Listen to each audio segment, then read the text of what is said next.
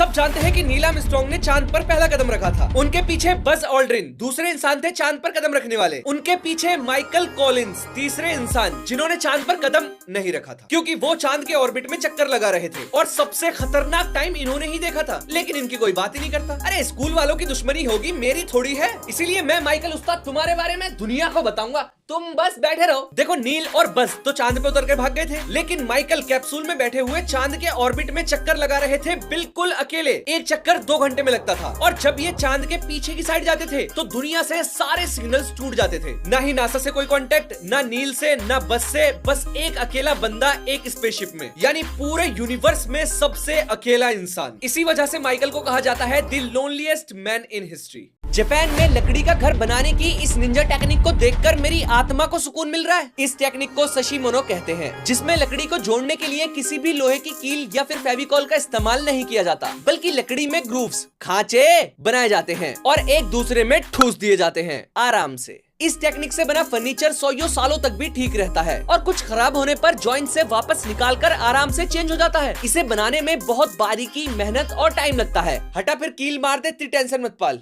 मरने से पहले आखिरी खाने की सबसे अजीबो गरीब ख्वाहिशें। सबसे पहले जॉर्ज डब्ल्यू बैरेट ने आखिरी खाने में शहर का सबसे बड़ा मीट का टुकड़ा मंगवाया, लेकिन जब उन्हें लाकर दिया गया तो उन्होंने जरा भी नहीं खाया और भूखे ही लटक गए। लेकिन वहाँ एक रिपोर्टर था जिसे पता चला कि जॉर्ज ने आखिरी खाना नहीं खाया है, तो वो चुपके से किचन में गया और मीट ठस करके खुद खा गया।